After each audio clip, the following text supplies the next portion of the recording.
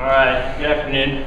Cadet Captain Jeremy Dunbar, Echo Flight Commander. I'm going to talk today about kind of my principles and philosophies of leadership, which are very similar to those three gentlemen over there, as well as the wing staff, which you heard 2 weeks ago. But my twist is kind of centered a little bit different.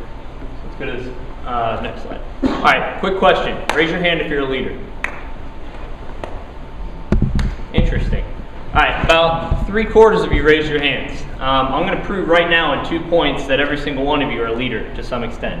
All right, the first point, and these are 2 traits that I think are very important to leaders. The first is confidence. If you raise your hand, you're confident, which proves that you're a leader. Second point is humility, being humble. If you didn't raise your hand, then that means that you're not going to boast about being an awesome leader, therefore you are a leader, which proves that everybody in this room is a leader. Make sense to you?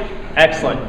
On to my first point, humility. Humility to me, and I've tried to teach this to Echo Flight, is the most important aspect of a leader. You could be a really strong leader, or you could be a leader that's always, working to improve yourself. But if you are the best and you know you're the best, don't boast about it, all right? You don't have to go out and be cocky, because people hate cocky people. There's a difference between confidence and humility, or confidence and being too cocky. But find that gray line and spread the recognition out. If you know you're the best, bring people up to your level. Don't go around telling them that you're the best. Does that make sense? Next thing is confidence. You go to the next slide. Very close. There's a fine line between confidence and getting too confident and being cocky or coming across as cocky. But if you're confident, people are going to see that and they're going to follow you because they're going to understand that you know where you're at. And the hardest thing with confidence is that sometimes, a lot of times, if you're raise your hand if you've led a GLP this rotation, whether you're 200 or 100. All right, do you know how to solve the GLP from the start? No.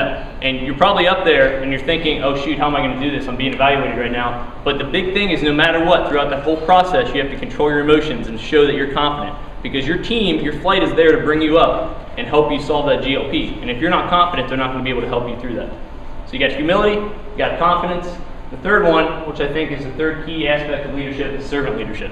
Just putting other people first. We are here in the Air Force because A, we want the benefits that come with it, but more importantly, we're here to serve our country.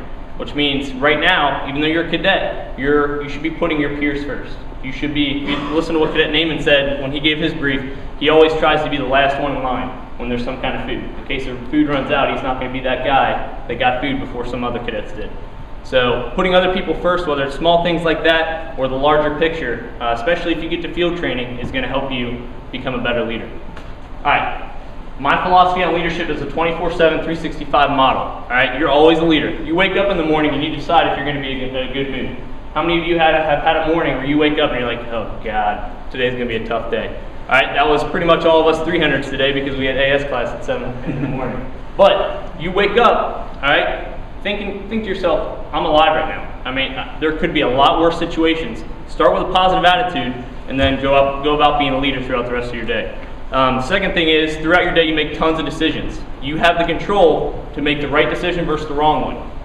And that shows that all throughout the day, you're a leader. All right, all the way up until you take a shower before you go to bed and you get in bed. How are you a leader when you're in bed sleeping? Anybody know? Get one more. This better be appropriate. What? Just keep going. Oh.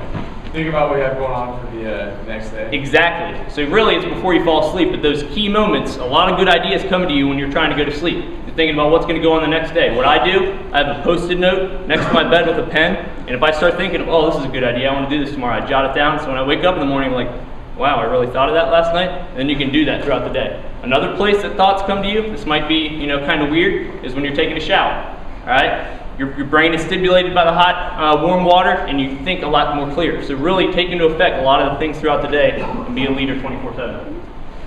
All right, biggest thing that I want to touch on is passion, because you cannot be a leader without having that passion. Click one more time for me. Passion leads to motivation, and it all comes down to having faith in yourself, which is confidence. If you don't have that passion to lead other people, they're probably not going to want to listen to you. You're not going to get them motivated. And the thing I've told Echo Flight throughout this quarter, because every single one of my flight members has done a GLP and been a leader, is that you start by motivating your flight. Teach them that you believe you're going to be able to accomplish that mission, and then your passion is going to carry you throughout the rest of your career.